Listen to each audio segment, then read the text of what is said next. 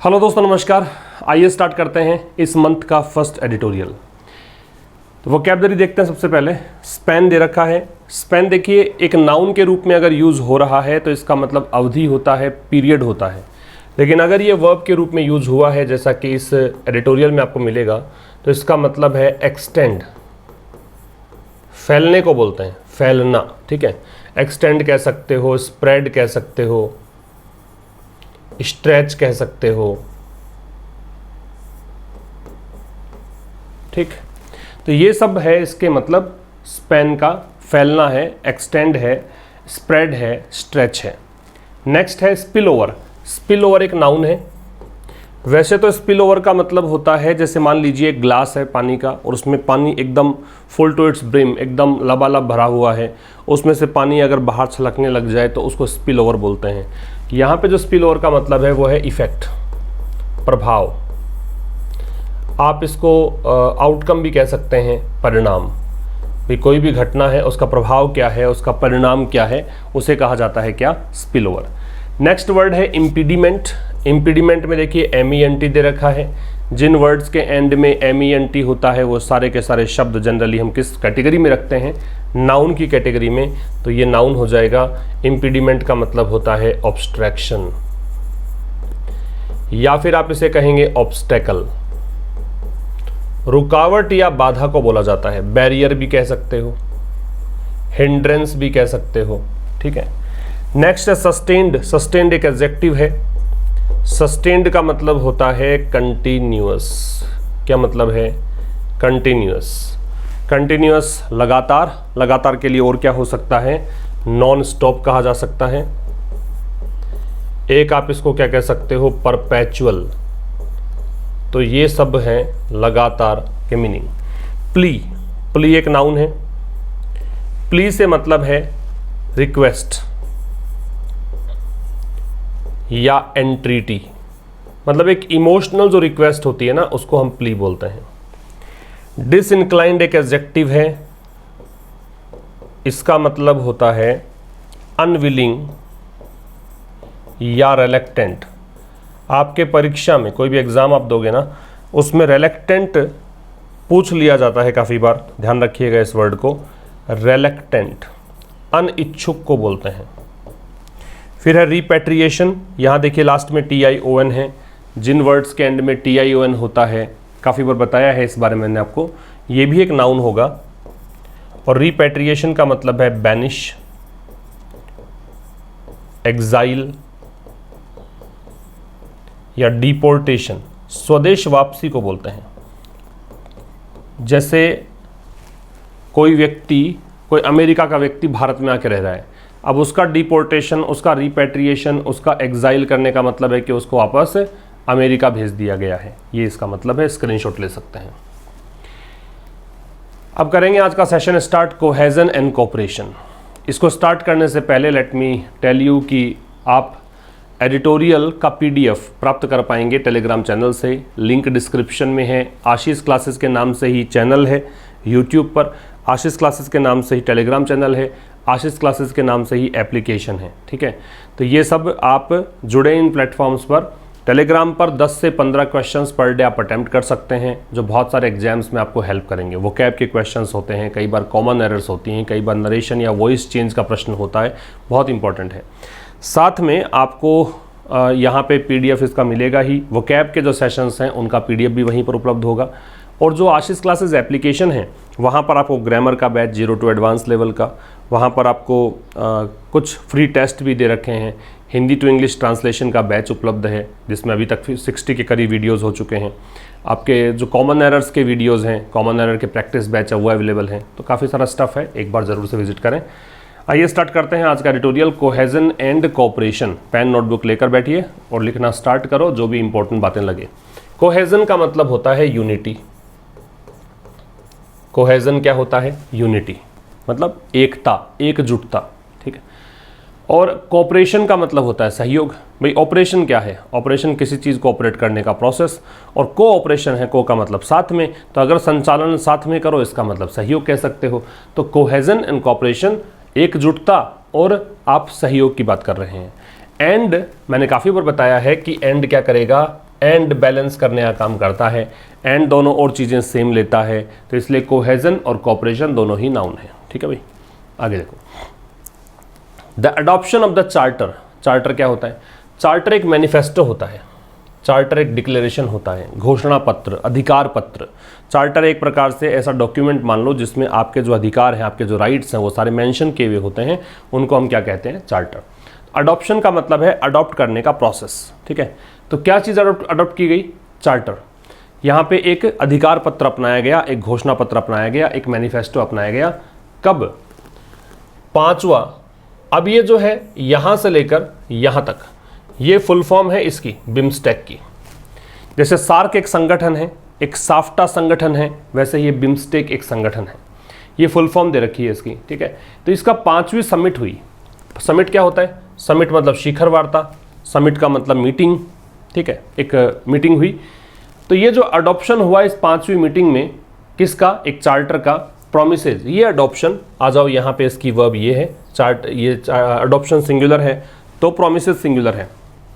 तो ये क्या करता है? प्रॉमिस करता है किसका? री एनर्जाइज, फिर से ऊर्जावान बनाने का। इसमें ये प्रॉमिस है कि हम फिर से मतलब एनर्जाइज करेंगे, फिर से ऊर्जा का संचार कर देंगे। किसमें? 25 साल पुराने इस समूह में। ये बिम्स्टेक जो है 25 साल पुराना है। एट ए टाइम, ऐसे टाइम पर, ग्रोइंग ग्लोबल अनसर्टेनिटीज, जब फिलहाल वैश्विक अनिश्चितताएं बढ़ रही हैं। ठीक, अडॉप्शन नाउन है क्योंकि TION दे रखा है, अडॉप्ट करने का प्रोसेस है। द लग रखा है, वैसे भी नाउन है। इसकी वर्ब प्रोमिसेज है। ग्लोबल अनसर्टेनिटीज जो हैं, अनसर्टेनिटीज नाउन है, ग्लोबल एडजेक्टिव है, ग्रोइंग भी एडजेक्टिव और ग्रोइंग प्रेजेंट पार्टिसिपल है। कोई भी ING फॉर्म में एडजेक्टिव आता है तो उसको हम क्या बोलेंगे? प्रेजेंट पार्टिसिपल कहेंगे। थर्ड फॉर्म में आ जाए तो उसे क्या कहेंगे? उसे आप पास्ट पार्टिसिपल कहेंगे। समझ में आ रही है बात? तो कह रहा है कि भी अडॉप्शन जो हुआ, बहुत सिंपल सी बात समझो कि 5वीं मीटिंग हुई, समिट का मतलब मीटिंग है। 5वीं जो मीटिंग हुई बिम्स्टेक की, जो कि 25 साल पुराना एक संगठन है, इस मीटिंग में एक चार्टर अपनाया गया। ये जो अडॉप्शन हुआ चार्टर अपनाने का, ये यहाँ पे वादा करता है कि एक बार फिर से ऊर्जा का संचार होगा इस ग्रुप में। ये भी उस समय में जो भी फिलहाल वैश्विक अनिश्चितताओं का दौर चल रहा है, लगातार अनिश्चितताएं बढ़ रही हैं। ठीक है भाई, आगे देखो। The charter is expected to help impart a more connected vision. ये जो चार्टर है, ये जो घोषणा पत्र है, ये इज एक्सपेक्टेड, इससे ऐसा एक्सपेक्ट किया जाता है। पैसिव हो गया कि नहीं? इज के साथ में वर्ब की थर्ड फॉर्म है, इसका मतलब पैसिव है। तो बी के साथ में जब भी थर्ड फॉर्म आप लगाते हैं, इसका मतलब वो पैसिव बन जाता है। ठीक है, तो चार्टर जो है उससे ये एक्सपेक्ट किया जाता है कि ये क्या करेगा? Help impart. इम्पार्ट का मतलब क्या होता है? इम्पार्ट का मतलब होता है प्रोवाइड। इम्पार्ट का मतलब होता है गिव, देना। तो ये हेल्प करने वाला है किस चीज़ में? कि ये मोर कनेक्टेड विजन, और भी ज़्यादा कनेक्ट किया हुआ विजन। विजन का मतलब आपका विजन क्या है? इसका मतलब आपका लक्ष्य क्या है, आप एम क्या करते हैं, आप जिंदगी में किस तरफ आगे बढ़ना चाहते हैं, आपका विजन है। विजन नाउन है और ये इसका एडजेक्टिव है। मोर कनेक्टेड विजन का मतलब ये हुआ कि भाई देखो, बिम्स्टेक जो है ये 7 सदस्यों का एक संगठन है, 7 देश यहाँ पे शामिल हैं। कनेक्टेड विजन का मतलब ये हो गया कि जो एक ऐसा लक्ष्य पे काम करें, एक ऐसा एम रखें जो 7 देश का लक्ष्य हो, ये कनेक्टेड विजन हो गया। तो ये जो चार्टर है, इससे ये आशा की जाती है कि ये हेल्प करेगा किस चीज़ में? एक अधिक कनेक्टेड विजन देने में। किसको? इस 7 देशों के संगठन को। बहुत काम की चीज़ें इसमें क्या है? हेल्प के साथ में, ध्यान से सुनिए, हेल्प के साथ में V0 लगता है, हेल्प के साथ में बेस फॉर्म लगती है। लेकिन ये भी ध्यान रखें कि हेल्प के साथ में टू के साथ V0 लगा दें तो भी कोई पहाड़ नहीं टूटेगा, सब सही है, दोनों सही है। हेल्प के साथ V0 लगाओ या 2+V0 लगाओ, बोथ आर राइट, दोनों ही सिचुएशन सही हैं, कहीं पर कोई समस्या नहीं है। ठीक है, एक और काम की चीज़ जो आपको ध्यान रखनी है वो ये है 7 मेंबर ऑर्गेनाइजेशन। 7 क्या है? संख्या, संख्या ही है। मेंबर है वो नाउन है, ऑर्गेनाइजेशन भी नाउन है। नाउन के पहले जब एक और नाउन लगाते हो, इस विचित्र घटना को ग्रामर की भाषा में नाउन मॉडिफायर कहा जाता है। नाउन से पहले एक और नाउन लगाते हो तो उसे क्या नाम दिया जाता है? Noun modifier. और भाई ये ध्यान रखिए कि नाउन मॉडिफायर जो होता है वो एडजेक्टिव की तरह काम करता है। और अगर आपको थोड़ा बहुत भी ज्ञान हो तो ये पता होगा कि एडजेक्टिव जो होता है उसका प्लूरल नहीं बनाया जाता, इसलिए इस मेंबर का मेंबर्स मत कर देना इस 7 को देखकर, इस 7 को देखकर, ठीक है। लेकिन अगर ये ऑर्गेनाइजेशन नहीं होता तो ये निश्चित रूप से मेंबर्स ही होता, क्योंकि फिर ये नाउन ही होता, नाउन मॉडिफायर तो होता नहीं। तो ये हो गया इस स्लाइड में। आगे देखिए, the charter and India's decision. जो चार्टर है, जो चार्टर है, चार्टर कौन सा, ये जो घोषणा पत्र यहाँ पे अडॉप्ट किया गया है उसकी बात कर रहे हैं। और भारत का निर्णय, अब ये चार्टर और भारत का निर्णय दोनों एक ही बात है, चार्टर की बात ही कर रहा है, ठीक है ना। टू लीड, क्या निर्णय कि लीड करे द सिक्योरिटी पिलर। भाई देखो, इस कोई भी ग्रुप बनता है वो कोई ना कोई उद्देश्य लेकर बनता है। आप 4 दोस्त मिलकर बैठते हैं तो हो सकता है आप पार्टी के लिए बैठे हों, है ना, हो सकता है आप पढ़ाई के लिए बैठे हों, कोई ना कोई उद्देश्य होगा। पढ़ने बैठे हो तो आपका उद्देश्य होगा कि हाँ हम इस एग्ज़ाम की तैयारी करने के लिए बैठे हैं, कोई लक्ष्य निर्धारित करते होंगे आप कि आज की डेट में हमें इतने टेस्ट देने हैं, इतने मॉक लगाने हैं, आज की डेट में हमें ये लक्ष्य प्राप्त करना है। तो वैसे ही कोई ग्रुप बनता है, उसका एक लक्ष्य होता है, एक विज़न होता है। तो ये एक विज़न यहाँ पे, एक सिक्योरिटी भी इसका स्तंभ है, मतलब इसमें कुछ पिलर्स हैं, इसके कुछ आधार स्तंभ हैं कि भी 7 देशों का समूह है, इसमें 7 चीज़ों पर काम किया जाता है। और जो एक पिलर यहाँ पे है सिक्योरिटी, कि सुरक्षा के लिए भी हम काम करेंगे, तो ये भारत लीड करने वाला है। इस चार्टर में ये है कि भारत ने निर्णय लिया है कि वो सिक्योरिटी पिलर जो है, सुरक्षा वाला जो स्तंभ है, किसमें से, 7 में से, out of the 7 designated pillars. Designate क्या मतलब क्या होता है, डेजिग्नेट का मतलब जो आपने नामित किया हुआ है, जो डिक्लेयर किया हुआ है, उसको बोलते हैं डेजिग्नेट, ठीक है। पिलर्स नाउन है, डेजिग्नेटेड एडजेक्टिव है। तो 7 जो डेजिग्नेटेड पिलर्स हैं, जो 7 स्तंभ बताए गए हैं इस ग्रुप के, उनमें से एक जो पिलर है वो सिक्योरिटी वाला पिलर, ये भारत ने निर्णय लिया है लीड करने का, ठीक है। ये किसके पिलर्स हैं, बिम्स्टेक के, और बिम्स्टेक के लिए एक शब्द दे रखा है क्या, रिवाइव्ड। रिवाइव्ड क्यों, क्योंकि एक बार फिर से इसमें जान फूंकने की कोशिश की जा रही है, एक बार फिर से इसको ग्लूकोन डी पिलाने का काम किया जा रहा है, इसको री एनर्जाइज करने का काम किया जा रहा है। बात समझ में आ गई। आगे देखो, ये है डिसीजन, ये है इसकी वर्ब हैज़ गिवन। तो ये जो निर्णय है या ये चार्टर जो है, एक ही बात है भाई, ये भारत का निर्णय ही है चार्टर, ये चार्टर जो अपनाया गया है, चार्टर मान लो। ये जो चार्टर है, has given India's regional aspirations and new orientation. Orientation का मतलब होता है डायरेक्शन, दिशा, ठीक है। तो कह रहा है कि ये जो चार्टर है, इसने भारत की क्षेत्रीय जो महत्वाकांक्षाएं हैं, एस्पिरेशन एस्पायर से बनता है, इच्छा करने को बोलते हैं। एस्पिरेशंस नाउन है, इसका मतलब महत्वाकांक्षाएं होती हैं। क्षेत्रीय महत्वाकांक्षाएं, भाई आप अपने मोहल्ले के बेताज बादशाह बनना चाहते हो, आप अपने मोहल्ले के सरताज बनना चाहते हो, आप लीडर बनना चाहते हो किसी भी ग्रुप के, वही भारत भी चाहता है कि अपने क्षेत्र का शेर बनकर रहे। तो ये चार्टर जो है, इसने भारत की क्षेत्रीय जो महत्वाकांक्षाएं हैं उसको एक नई दिशा, एक नया आयाम दिया है। अवे फ्रॉम द स्टेलमेटेड सार्क, किससे दूर, एक सार्क संगठन भी है, ये भी एक क्षेत्रीय संगठन है, लेकिन ये संगठन कैसा है, स्टेलमेट, इसकी ऊर्जा खत्म हो चुकी है, ये स्टेलमेट हो चुका है। स्टेलमेट का मतलब होता है ग्रिड लॉक, या फिर इसका मतलब होता है डेडलॉक, और या फिर इसका मतलब होता है, आप इसको कह सकते हो इम्पास, मतलब जिसमें गतिरोध आ चुका हो, जो रुक चुका हो, जिसमें कोई प्रोग्रेस नहीं हो रही हो, स्टेलमेट है। तो ये किससे दूर बात कर रहा है, इस ग्रुप से, सार्क से। और सार्क कैसा संगठन हो गया, स्टेलमेटेड संगठन है। दैट हैज़ बीन अनेबल, इस संगठन की बात कर रहा है, ये ऐसा संगठन है जो कि हैज़ बीन अनेबल, असमर्थ रहा है, टू मीट सिंस नवंबर 2014, नवंबर 2014 से इसकी मुलाकात ही नहीं हुई, इसकी मीटिंग ही नहीं हुई। वे ऐसे 4 दोस्त क्या काम के जो 7-7, 8-8, 10-10 साल तक नहीं मिलते हों, फिर तो वो दोस्ती ख़त्म सी हो गई है, ठीक है। तो यही बात इसमें है। द न्यू अपॉर्चुनिटी, ये जो नया अवसर है, इज ऑल्सो एकम्पनीड बाई, एकम्पनी का मतलब क्या होता है, साथ देने को बोलते हैं, साथ देने को बोलते हैं एकम्पनी। ये जो नया अवसर है, क्या नया अवसर, कि बिम्स्टेक को आप फिर से सक्रिय कर रहे हो, फिर से ऊर्जा भर रहे हो। तो ये जो अवसर है, इसके साथ में कुछ चीज़ें, अपने प्रॉब्लम्स भी आई हैं, है ना। तो इस इज ऑल्सो एकम्पनीड, अब ये इज एकम्पनीड पैसिव है, तो ये जो नया अवसर है, इज के साथ में कुछ एकम्पनी कौन कर रहा है, कौन इसको साथ में आ रहा है, कुछ on set of problems, on मतलब खुद की, सेट का मतलब समूह, प्रॉब्लम्स का मतलब समस्याएं, कुछ समस्याएं भी साथ में हैं। अपनी खुद की समस्याएं हैं इस ग्रुप की, वो भी इसके साथ में आई है। ठीक है, न्यू अपॉर्चुनिटी में अपॉर्चुनिटी नाउन है, न्यू एडजेक्टिव है, द डिटर्मिनर है, इज इसकी वर्ब है, ऑल्सो का प्रयोग हम हेल्पिंग वर्ब के पहले बाद में करते हैं, मैन वर्ब से पहले करते हैं, एडवर्ब होता है। आगे आ जाओ। दीज इनहेरेंट चैलेंजेस, अब ये क्या बोला है? इनहेरेंट। इनहेरेंट का मतलब होता है इंट्रिंसिक, मतलब नैसर्गिक कह दो, मौलिक कह दो, अंडरलाइन कह दो, अंतर्निहित कह दो। अंतर्निहित एडजेक्टिव है। These, this, that, these, those, these plural के लिए आता है, एक बात तो ये समझ लो, दीज के साथ में नाउन है वो प्लूरल आएगी, दीज जो है वो नज़दीक के लिए आता है, दिस का प्लूरल है। दीज के बाद जब आप नाउन लगाते हो तो इसे डेमोन्स्ट्रेटिव एडजेक्टिव कहा जाता है। अगर दिस, दैट, दीज, दोज के बाद में नाउन लगाते हो तो क्या नाम देंगे? Demonstrative adjective. और नाउन नहीं लगाएं तो क्या नाम देंगे? Demonstrative pronoun.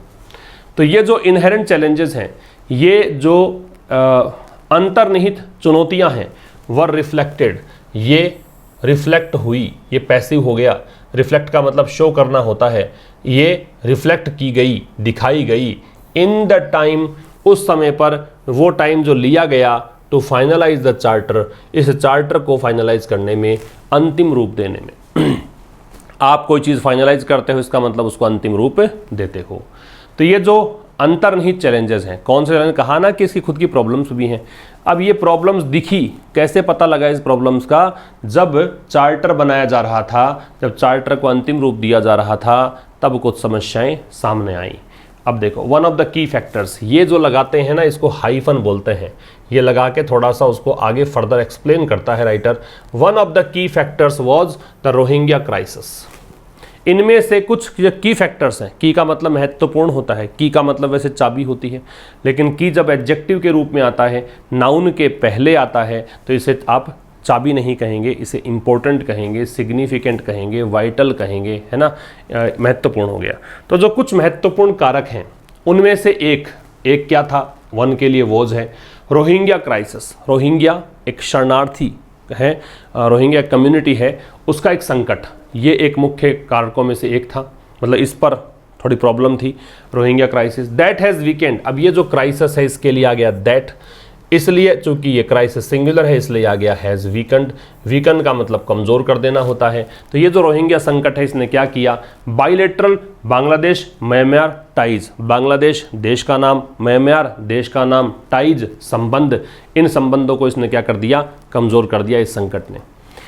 कैसे? ढाका, ढाका हो गया बांग्लादेश की राजधानी। ठीक है। सीकिंग, चूंकि विद प्रेपोजिशन है तो आगे आईएनजी है। सीक का मतलब चाहना, तलाशना, कोशिश करना।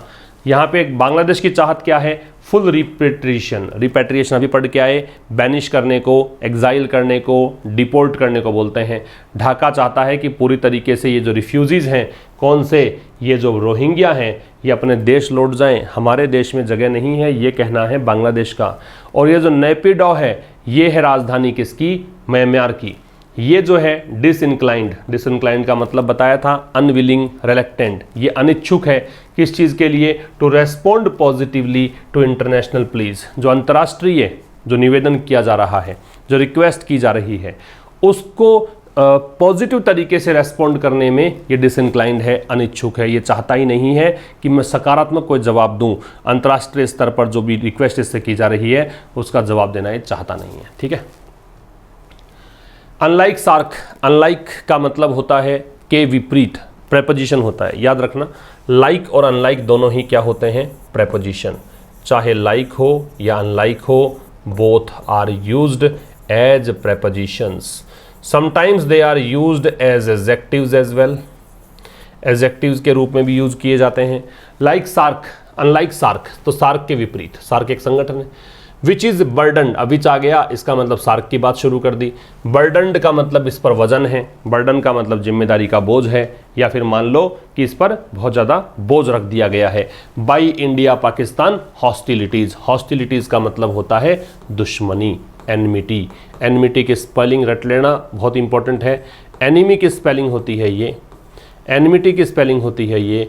क्या फ़र्क दिख रहा है? इसमें ई आ रहा है, इसमें ई को गायब कर दिया गया है, ये इंपॉर्टेंट बात है। ठीक है। तो सार्क के विपरीत वो सार्क संगठन जो भारत पाकिस्तान, चूंकि भारत पाकिस्तान दोनों ही सदस्य हैं सार्क के, अब किसी ग्रुप में कोई 2 लोग हैं, मान लो 4, 5, 10 का ग्रुप है, उनमें से 2 लोग लड़ रहे हैं, तो ग्रुप के लिए खतरा या ग्रुप को इतना सुचारू रूप से आगे बढ़ने में ये बाधा पहुंचाते हैं। वैसा ही है कि ये संगठन तो भेंट चढ़ गया इनकी दुश्मनी के। BIMSTEC is relatively free. अब अनलाइक कहा ना, तो इसके विपरीत, इसकी तो बता दी प्रॉब्लम, अब इसके उल्टा बिम्स्टेक में समस्या नहीं है, ये जो है रिलेटिवली फ्री है। रिलेटिवली के बारे में एक बात आपको समझनी है, रट लेनी है, दिमाग में बैठा लेनी है कि रिलेटिवली और कंपैरेटिवली, इन दोनों शब्दों के साथ, रिलेटिवली और कंपैरेटिवली इन दोनों शब्दों के साथ डिग्री पॉजिटिव आनी चाहिए। क्या आनी चाहिए? Positive degree. ठीक है, याद रखेंगे। तो ये जो है तुलनात्मक रूप से फ्री है, किस चीज़ से? Sharp bilateral disagreements. शार्प का मतलब बहुत ही इंटेंस, बायलेटरल द्विपक्षीय, डिसएग्रीमेंट्स जो भी आप जिस बात पे लेकर सहमत नहीं हो, जिस बात पे सहमति नहीं बनती है, उसको डिसएग्रीमेंट्स बोलते हैं। एंड प्रोमिसेज, और प्रोमिसेज इसकी वर्ब है, ये वादा करता है टू प्रोवाइड इंडिया, कि भारत को प्रदान करेगा क्या? A cooperative sphere of its on. Cooperative सहयोग पे आधारित, स्पेयर क्षेत्र, एरिया, इट्स ऑन अपना स्वयं का। तो जैसे सार्क में तो क्या था कि भारत पाकिस्तान की दुश्मनी, इसके कारण इस पर बहुत ज़्यादा परेशानी आ गई थी, लेकिन बिम्स्टेक में ऐसा नहीं है। ये तुलनात्मक रूप से फ्री है, किस चीज़ से? भारत पाकिस्तान की नहीं बन रही, मत बनने दो, इतना इसने टेंशन ले नहीं रखी, और इसका वादा है कि ये भारत को प्रदान करेगा एक ऐसा क्षेत्र खुद का जिसमें सहयोग मिलेगा भारत को। बात समझ में आ रही है? एक बात समझने की एक ये है, इसमें प्रोवाइड जो शब्द है या एंट्रस्ट है, ठीक है, इनके साथ में आपको अगर समथिंग दे रखा है तो टू समबडी होगा, अगर समबडी दे रखा है विद समथिंग होगा। कहने का मतलब, बहुत आसान सी बात बता रहा हूँ, समबडी का मतलब व्यक्ति, समथिंग का मतलब वस्तु। अगर इनके बाद में कोई वस्तु दे रखी है तो आप व्यक्ति के पहले टू लगाएंगे, अगर इनके बाद व्यक्ति दे रखा है तो इसके बाद में समथिंग वस्तु लगाएंगे। व्यक्ति वस्तु मतलब रिसीवर अगर कोई है तब तो लगाना है आपको, यहाँ पे कुछ नहीं, आगे विद लगाना है, और यहाँ रिसीवर है तो टू लगाना है। देखो देखें, ये प्रोवाइड इंडिया विद, अब इंडिया तो हो गया रिसीवर, तो इंडिया के पहले कुछ नहीं है, लेकिन इस चीज़ को देगा भारत को, तो ये विद आ जाएगा, वस्तु की बात कर रहा है। समझ में आ गई बात? आगे देखो, given the complexity of domestic and geopolitical factors. ये वर्ड बहुत बार आता होगा, आपने देखा है ना। जियोपॉलिटिकल का मतलब क्या होता है? एक इंटरनेशनल रिलेशन, मान लो कि अगर अंतर्राष्ट्रीय संबंध आपके ज्योग्राफी को चलते प्रभावित होते हैं, आप किस भौगोलिक क्षेत्र में स्थित हैं, कोई देश किस भौगोलिक क्षेत्र में है, उसके चलते उसका इंटरनेशनल रिलेशंस डिपेंड करते हैं, वो होता है जियोपॉलिटिकल। ठीक है, डोमेस्टिक का मतलब घरेलू, गिवन का मतलब होता है इस चीज़ को देखते हुए, गिवन प्रेपोजिशन है। ठीक है, गिवन देना भी होता है, गिवन प्रेपोजिशन भी होता है, यही तो अंग्रेजी की करामात है कि कोई शब्द कहाँ पे क्या मीनिंग दे देगा वो आपको प्रैक्टिस से समझ में आएगा, वो आपको थोड़ा सा गहरे अध्ययन से समझ में आएगा। तो कह रहा है कि गिवन द कॉम्प्लेक्सिटी, गिवन यहाँ प्रेपोजिशन है, कॉम्प्लेक्सिटी जटिलता को बोलते हैं, डोमेस्टिक घरेलू को बोलते हैं, जियोपॉलिटिकल का मतलब बताया मैंने, ये वैसे भू राजनीतिक कह सकते हो, फैक्टर्स का मतलब कारक। तो इसको देखते हुए कि कुछ घरेलू और जियोपॉलिटिकल फैक्टर्स हैं जो बहुत ही कॉम्प्लेक्स हैं, बहुत जटिलताएं हैं, इसको देखते हुए दिस स्पेयर, ये जो क्षेत्र है, विल रिक्वायर, इसमें जरूरत पड़ेगी, ये इसकी वर्ब हो गई। सस्टेन्ड का मतलब कंटिन्यूअस होता है, bilateral and group level discussions, यहाँ जरूरत पड़ेगी बायलैटरल द्विपक्षीय, एंड मतलब और, ग्रुप लेवल मतलब ग्रुप स्तर का डिस्कशन, चर्चाओं की, किस लिए? टू प्रिवेंट, रोकने के लिए, किसको? प्रॉब्लम्स, समस्याओं को। समस्याएं कौन सी? सच एज का प्रयोग उदाहरण देने के लिए करते हैं, जैसे कि रोहिंग्या का संकट है ये वाला, किससे रोकना है? प्रिवेंट के साथ में फ्रॉम लगता है। बिकमिंग इम्पीडिमेंट्स, जो कि फ्रॉम प्रेपोजिशन है तो इसलिए आईएनजी लग गया, किस लिए रोकना है? कि ये कहीं रुकावट ना बन जाए। किस चीज़ में रुकावट? रुकावट the smooth delivery of economic and security outcomes. Smooth मतलब बहुत आसान तरीके से, एकदम मक्खन की जैसे, इकोनॉमिक आर्थिक, सिक्योरिटी सुरक्षा, आउटकम्स परिणाम। ठीक है, तो कह रहा है कि आर्थिक और सुरक्षा के क्षेत्र में, कुछ अर्थव्यवस्था के संदर्भ में, सुरक्षा के संदर्भ में, भाई एक दूसरे को सहयोग मिलता रहेगा, 7 देश हैं बिम्स्टेक में तो सब मिलता रहेगा, लेकिन कहीं रोहिंग्या क्राइसिस के चलते कहीं रुकावट ना आ जाए, ये कहना चाह रहा है। दिस स्पेयर की वर्ब विल रिक्वायर है, सस्टेन्ड एडजेक्टिव है, कंटिन्यूअस, परपेचुअल, नॉन स्टॉप इसका मतलब है, बायलैटरल द्विपक्षीय होता है, सच इसका एग्जांपल देने के लिए करते हैं। प्रिवेंट के साथ में फ्रॉम लगता है और प्रिवेंट के साथ साथ और बहुत सारे वर्ड हैं जिसके साथ में हमें फ्रॉम लगाना पड़ता है। प्रिवेंट के साथ, प्रिक्लूड के साथ, बार के साथ, डी बार के साथ, स्टॉप के साथ, और इसके अलावा आप लगा सकते हैं फ्रॉम किस किस में, प्रोहिबिट के साथ, एब्स्टेन के साथ, रिफ्रेन के साथ। कहने का मतलब जहां आप रोकने की बात करते हो वहां पे फ्रॉम लगा दो, ठीक है, तो ये रोकना है। आगे देखिए, India too will have to ensure, भारत को भी, ये जो टू है ना ये किसी शब्द के बाद में जुड़कर उस पर दबाव डालता है, भारत भी, भारत को भी विल हैव टू दे रखा है तो करना पड़ेगा। आप कहो कि भाई आपको ये टॉपिक कंप्लीट करना पड़ेगा तो you will have to complete this topic, उसे यहां आना पड़ेगा, he will have to come here, ऐसे करके विल हैव टू का यूज करते हैं। इंश्योर का मतलब सुनिश्चित करना होता है, ये श्योर लगे हुए कुछ शब्द होते हैं, इंश्योर होता है, INSURE इंश्योर होता है, ASSURE अश्योर होता है, ये होता है सुनिश्चित करना। क्या मतलब है? सुनिश्चित करना। इंश्योर ये वाला है, इसका मतलब बीमा करना, इसका सुरक्षा देना भी होता है। आपने अगर इंश्योरेंस करवा ली इसका मतलब आपने सुरक्षा कवर प्राप्त कर लिया। अश्योर का मतलब होता है आश्वस्त करना, आश्वस्त करना मतलब पक्का विश्वास दिलाना, ठीक है। मैं आपको अश्योर करता हूं कि आपके अंग्रेजी में नंबर आ जाएंगे, ये है अश्योरेंस। तो कह रहा है कि भारत को इंश्योर करना पड़ेगा, सुनिश्चित करना पड़ेगा equally sustained political engagement, equally बराबर रूप से, सस्टेन्ड लगातार, पॉलिटिकल राजनीतिक, एंगेजमेंट का मतलब कि भारत उसमें शामिल रहेगा, भारत इस बात पे काम करेगा, किसके साथ? पार्टनर्स, साझेदारों के साथ। साझेदार कौन हुए? सच एज का प्रयोग बताया मैंने, उदाहरण देने के लिए करते हैं, जैसे कि नेपाल हो गया, श्रीलंका हो गया, बांग्लादेश हो गया। किस लिए? रोकने के लिए। किस चीज़ को? डोमेस्टिक पॉलिटिकल स्पिलओवर, कि कोई भी घरेलू राजनीतिक जो प्रभाव है उसको रोकें। स्पिलओवर प्रभाव किससे रोकना है? मैंने कहा था प्रिवेंट में फ्रॉम, ये फिर से आ गया। अफेक्टिंग या ING आ गया, प्रभावित करने से, किसको? बायलैटरल द्विपक्षीय एंड ग्रुप लेवल ग्रुप स्तर के। वर्किंग रिलेशनशिप मतलब कामकाजी जो एक आपकी संबंध है, 7 देश मिलकर काम करेंगे इस ग्रुप के अंदर कुछ उद्देश्यों को लेकर, उसको प्रभावित करने से रोकने के लिए। भारत को भी सुनिश्चित करना पड़ेगा कि बराबर रूप से भारत राजनीतिक एंगेजमेंट रखेगा, लगातार रखेगा नेपाल, श्रीलंका, बांग्लादेश के साथ, ताकि कोई भी जो घरेलू राजनीतिक प्रभाव है वो रोका जा सके। किस चीज़ से? कहीं द्विपक्षीय या फिर कोई ग्रुप स्तर का वर्किंग रिलेशनशिप बिगड़ ना जाए, इसका ध्यान रखने के लिए। With his call, call for, call for का मतलब डिमांड होता है। कॉल फॉर या आस्क फॉर, इन दोनों का मतलब डिमांड होता है। इन दोनों को बराबर रख सकते हैं, किसके? डिमांड के, मांग। तो इनकी एक डिमांड है बिम्स्टेक फ्री ट्रेड एग्रीमेंट। ये फ्री ट्रेड क्या होता है? फ्री ट्रेड का मतलब है कि कोई दो देश है, सपोज करो भारत और अमेरिका है, और उन्होंने एक हस्ताक्षर कर दिया फ्री ट्रेड एग्रीमेंट। इसका मतलब ये हो गया कि दोनों देशों में एक दूसरे आयात निर्यात वाला जो कार्यक्रम है बिना रुकावट के चलेगा, वो है फ्री ट्रेड। तो with his call for a BIMSTEC free trade agreement, तो अपनी डिमांड के साथ, क्या डिमांड थी? कि बिम्स्टेक फ्री ट्रेड एग्रीमेंट की, बिम्स्टेक में 7 देश हैं, 7 देश आपस में आयात निर्यात कर पाएंगे बिना किसी रेस्ट्रिक्शन के, बिना किसी प्रतिबंध के। इसकी डिमांड के साथ prime minister Narendra Modi, prime minister से पहले द नहीं है क्योंकि इसके साथ नाम जोड़ रखा है जो व्यक्ति इस पद पर है। तो अगर ऐसा होता है गवर्नर के साथ, चीफ मिनिस्टर के साथ, प्रेसिडेंट के साथ, प्राइम मिनिस्टर के साथ, तो आप द नहीं लगाएंगे। तो कह रहा है कि अपनी जो डिमांड है कि फ्री ट्रेड एग्रीमेंट होना चाहिए, इस डिमांड को लेकर प्रधानमंत्री नरेंद्र मोदी ने आउटलाइन यहाँ पे तैयार कर दी है। आउटलाइन मतलब बाहरी रूपरेखा बना दी है।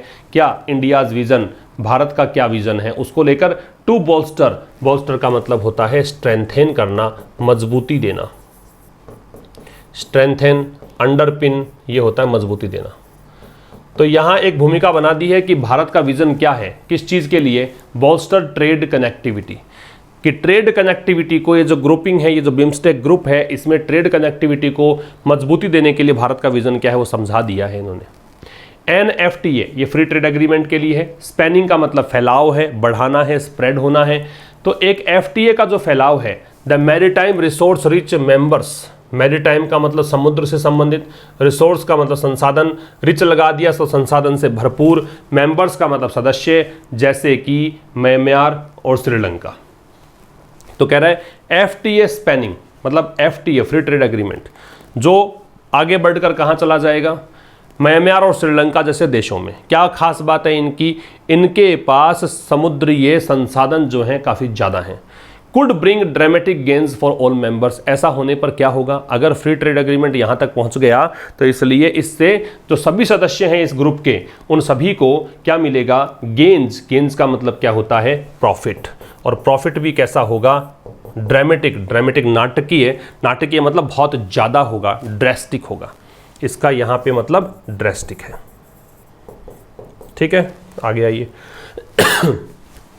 कोस्टल शिपिंग इकोसिस्टम, इकोसिस्टम का मतलब एक प्रकार से सिस्टम, तंत्र मान लो। वैसे पारिस्थितिकी तंत्र होता है, लेकिन यहाँ पे ऐसा नहीं है। हर शब्द का मीनिंग अक्षर से निकालना जरूरी नहीं होता है, आपको समझ में आना चाहिए। कोस्टल मतलब समुद्र तट से संबंधित।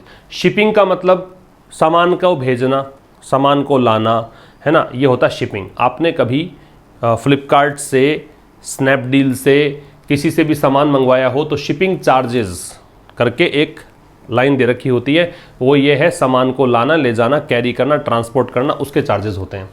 तो समुद्र तट से संबंधित शिपिंग इकोसिस्टम मतलब एक ऐसा इकोसिस्टम कि समुद्र के जरिए माल को इधर से उधर भेजा जा सकेगा।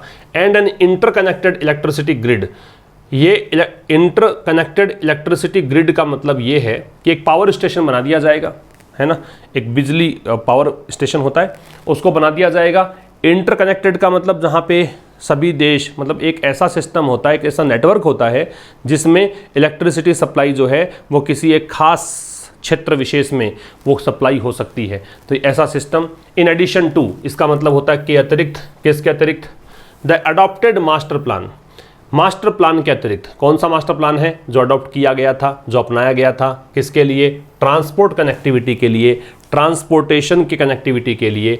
हैव, तो ये जो सब चीज़ें हैं, हैव द पोटेंशियल, इसमें संभावना है, पोटेंशियल मतलब सामर्थ्य है, क्या, बूस्ट करने की, बढ़ाने की। इंट्रा रीजनल, ये इंटर और इंट्रा समझ लेना भाई। इंट्रा का मतलब होता है विदिन, जो है उसके भीतर। जैसे मान लो इस ग्रुप के इंट्रा ग्रुप कहूँ मैं, तो इसका मतलब है ये 7 देश हैं, ये आपस में कर लेंगे। और इंटर कह दूँ तो इसका मतलब ये अपने से बाहर जाके कर लेंगे। ठीक है, जैसे इंट्रा नेशन कर दूँ तो एक देश के भीतर, इंटरनेशंस कर दूँ इसका मतलब एक देश का दूसरे देश के साथ। इंट्रा रीजनल ट्रेड मतलब क्षेत्र, इसी क्षेत्र के अंदर जो ट्रेड है और इकोनॉमिक, आर्थिक टाइज, कनेक्शन है, संबंध है, उसकी बात कर रहा है, बढ़ाने की बात कर रहा है, बूस्ट करने की बात कर रहा है। सब्जेक्ट क्या है, इकोसिस्टम। ये जो कोस्टल शिपिंग इकोसिस्टम और इलेक्ट्रिसिटी ग्रिड, ये जो काम है, ये तो हो गया सब्जेक्ट। इसकी सीधी सीधी वर्ब क्या है, हैव। पोटेंशियल क्या है, नाउन। द क्या है, डिटर्मिनर। किस लिए पोटेंशियल, कौन सा पोटेंशियल है, बूस्ट करने का, किसको, ट्रेड और इकोनॉमिक टाइज को। कौन से ट्रेड और इकोनॉमिक टाइज हैं, इंट्रा रीजनल है, इस क्षेत्र के भीतर के हैं। हैविंग वॉक्ड, हैविंग के साथ में थर्ड फॉर्म मतलब ऐसा होने के बाद। अवे का मतलब दूर, फ्रॉम मतलब से, मेगा मतलब बड़ा, ट्रेड मतलब व्यापार, ब्लॉक्स का मतलब गुट। जैसे कि the China led RCEP, China के नेतृत्व वाला RCEP, रीजनल कॉम्प्रहेंसिव, ऐसा कुछ होता है ना इसका। न्यू दिल्लीज विलिंगनेस, भारत की जो इच्छा है, न्यू दिल्ली मतलब भारत की राजधानी, भारत की बात कर रहा, विलिंगनेस इच्छा। टू एक्सप्लोर मतलब खोजने की, एक्सप्लोर का मतलब सर्च करने की। FTA free trade agreement, with in मतलब के भीतर, भीतर किसके, फ्रेमवर्क, फ्रेमवर्क का मतलब स्ट्रक्चर। अ near home regional grouping, near home मतलब नियर होम रीजनल ग्रुपिंग, ऐसा क्षेत्रीय ग्रुप जो ऐसा लगता है कि लगभग घर के जैसा है। मे होम, मे प्रोवाइड, ये ऐसा लग सकता है, मतलब हो सकता है कि प्रोवाइड करे greater accommodation for multi party interest. Accommodation का मतलब एक तो आवास होता है, एक अकोमोडेशन का मतलब अपनाना होता है ना। फॉर मतलब के लिए, मल्टी पार्टी का मतलब, मल्टी मतलब अनेकों, पार्टी मतलब पार्टी पता ही है, इंटरेस्ट मतलब हित। फिर समझना, मतलब इसके बाद कि भारत बड़े बड़े व्यापार के कुछ ग्रुप्स थे, जैसे कि RCEP जिसका नेतृत्व चाइना करता है, इससे भारत ने वॉक अवे कर दिया, बहिष्कार कर दिया। वॉक अवे कर दिया मतलब बाइकआउट कर दिया। ऐसा करने के बाद भारत की जो इच्छाएं हैं कि भारत चाह रहा था कि WFTA स्थापित किया जाए, किसमें, एक ऐसे ग्रुप में जो एक नियर होम रीजनल ग्रुपिंग है, ठीक है, लगभग घर जैसा एक क्षेत्रीय ग्रुप है, उसके अंदर FTA स्थापित किया जाए। तो ये जो इच्छा है भारत की, ये इच्छा के लिए आ गया मे प्रोवाइड। ये हो सकता है कि प्रोवाइड करे greater accommodation for multi party interest, कि जो इसमें अनेकों पार्टी के हितों को अकोमोडेट किया जाएगा, अपनाया जाएगा, आत्मसात किया जाएगा। The security and trade related lessons, security सुरक्षा, ट्रेड व्यापार रिलेटेड संबंधित लेसन्स सीख, ठीक है।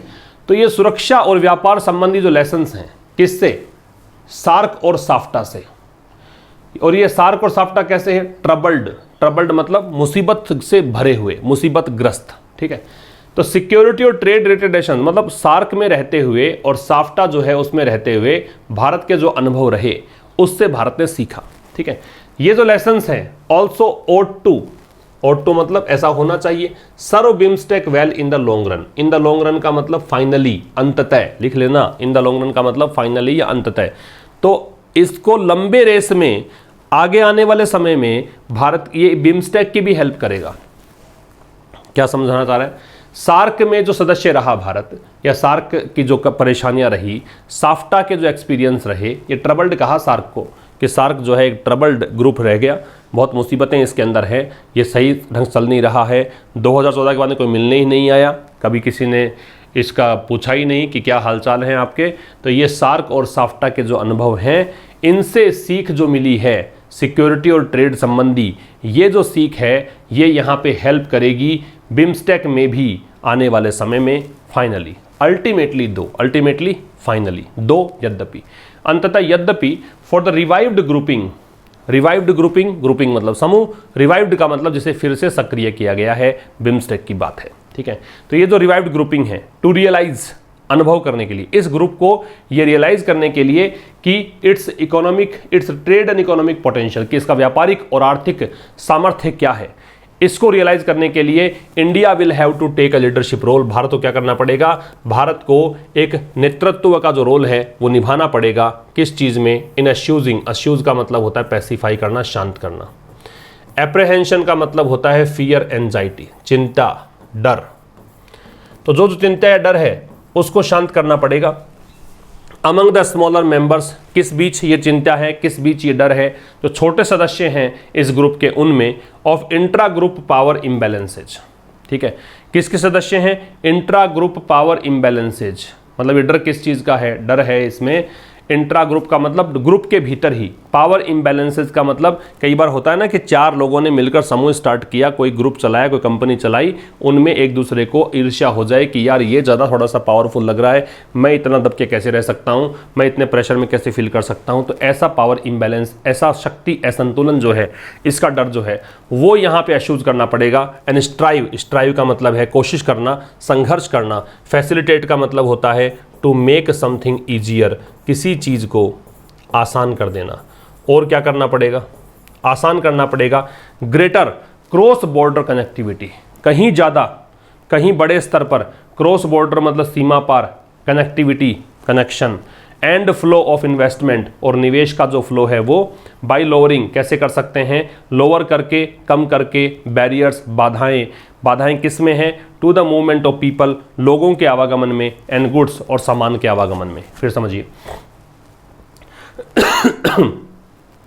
अल्टीमेटली, फाइनली, अब ये अंततः एक लास्ट पैराग्राफ बता रहा है कि अंततः, यद्यपि जो रिवाइव्ड ग्रुपिंग है, ये जो बिम्स्टेक है, इसको ये रियलाइज़ करवाने के लिए कि इसका ट्रेड और इकोनॉमिक पोटेंशियल है, ठीक है, आप में सामर्थ्य है। जैसे जामवंत ने हनुमान जी को बताया था कि आप में शक्ति है, आप ऐसा कर सकते हो। फिर वो उन्होंने, चूँकि रियलाइज़ करवाना पड़ता है कई बार, तो इसको रियलाइज़ करवाने के लिए कि भाई आप में सामर्थ्य हैं, आप ट्रेड और इकोनॉमिक क्षेत्र को काफ़ी आगे ले जा सकते हो, तो भारत को क्या करना पड़ेगा, भारत को लीडरशिप का रोल निभाना पड़ेगा। किस लिए, ताकि जो छोटे सदस्य हैं इस ग्रुप के अंदर, उनकी चिंताएं जो हैं, चिंताएं किस चीज़ की है, उनको लगता है कि पावर इम्बैलेंस हो सकता है, शक्ति असंतुलन इस ग्रुप में हो सकता है, उन चिंताओं को दूर कर सके। और क्या करने के लिए, स्ट्राइव करे, संघर्ष करे, ताकि क्रॉस बॉर्डर कनेक्टिविटी, सीमा पार, एक देश से दूसरे देश में जो कनेक्टिविटी है और इन्वेस्टमेंट का फ्लो है वो काफ़ी आसान हो सके। और ये कैसे कर सकते हैं, लोगों के मूवमेंट और गुड्स सामान के मूवमेंट के जो सामने जो बैरियर्स हैं, रुकावटें हैं, उनको कम करके ऐसा किया जा सकता है। तो ये था आज के इस सेशन में। इस वीक का अंतिम एडिटोरियल ये था। मंडे टू फ्राइडे शाम 5 बजे हम मिलते हैं द हिंदू एडिटोरियल के थ्रू। मुलाकात होगी अब मंडे को इस सेशन के थ्रू, अदरवाइज वो कैब का जो सेशन वो मिलेगा आपको। तब तक के लिए नमस्कार, थैंक यू वेरी मच।